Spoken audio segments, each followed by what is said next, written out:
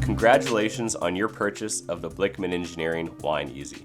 We engineered the WineEasy from the ground up, allowing you to create amazing wines without the risk of contamination and mess associated with conventional winemaking systems. In this video, we will show you how to operate your WineEasy, ensuring you produce the best possible wines each and every time. Prior to filling your WineEasy with must, please sanitize the fermenting tank. This can be done with a half-gallon pail of sulfite citric acid solution, making sure to rinse the walls and lid, then open the bottom valve to drain. Please make sure to only fill the fermenter 3/4 of the way full with must to allow adequate space for the cap to rise. Fermenting in the WineEasy is extremely easy. After filling your sanitized fermenter with must, use a cap punch or commercial-grade potato smasher to punch down the must 2 to 3 times daily. If you spill wine or skins on the lip or lid of the fermenter, simply soak a paper towel in your sulfite solution and wipe clean. A sanitized spatula can also be used to scrape any skins off the wall of the tank. Once fermentation is complete, it is now time to press your wine. Before installing your press piston, remove the seal, making note of the orientation, and allow it to soak in a sulfite citric acid solution. Or if you wish, star sand can be used. Then, spray all surfaces of the press piston with sanitizer and let sit for 5 minutes, then repeat. Finally, install the seal back on the press piston, making sure that the wiper faces up and the bead faces down. Before installing the press piston, you will need to drain the free-run wine by attaching the 1/2-inch hose to the tri-clamp barb fitting and connecting it to the drain valve. Please make sure to sanitize all parts prior to using, and use the included hose clamps to secure the hose, ensuring there are no vacuum leaks.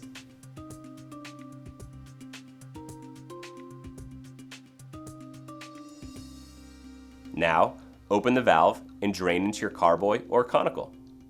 Do not drain all of the free-run wine out of the fermenter prior to installing the press piston. Stop the free run when the level of wine in the fermenter reaches halfway down by closing the tri-clamp valve.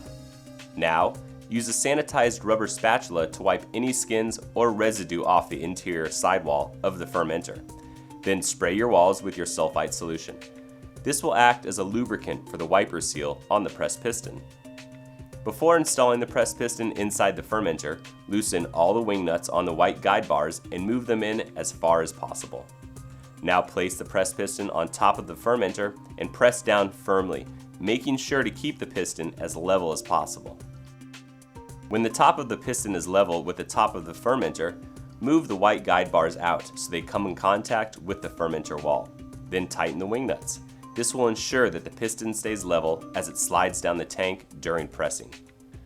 Continue to press the piston down until it is resting on the surface of the wine. Now install the solid silicone stopper into the hole on the press plate. It is now time to connect the vacuum pump. First, connect the 1/4-inch plastic tubing to the vacuum coupling as shown. Then, connect the other end of the 1/4-inch plastic tube to the plastic check valve assembly. Remember, the purpose of the check valve is to prevent liquid from accidentally entering the vacuum pump. It should not be used as a normal shutoff.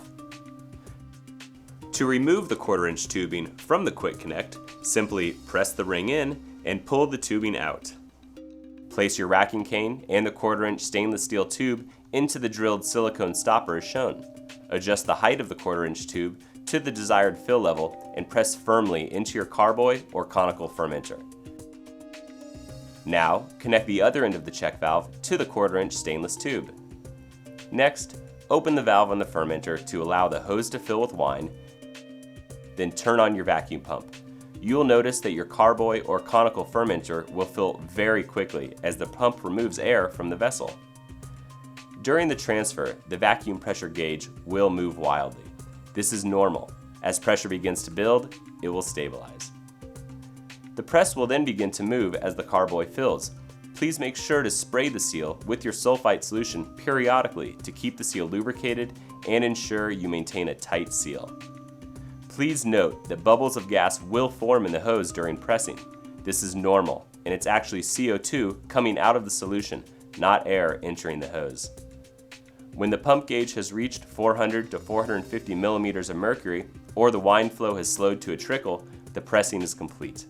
The valve on the fermenter can be closed and the pump can be turned off. To remove the press piston, simply remove the solid stopper and move the white guide bars inwards. Re-wet the walls of the fermenter and gently rock the piston side to side, then lift firmly to remove. One of the many great features of the WineEasy is its incredibly simple and mess-free cleanup. Simply scoop out the remaining pomace, disassemble the fermenter, and clean. That's it. By following these simple instructions, you can be sure you will produce consistently superb wines batch after batch. If you have any questions, please don't hesitate to contact us, and be sure to check with your Blichmann Engineering retailer or visit us at www.blichmannengineering.com to keep up with all of our exciting new releases.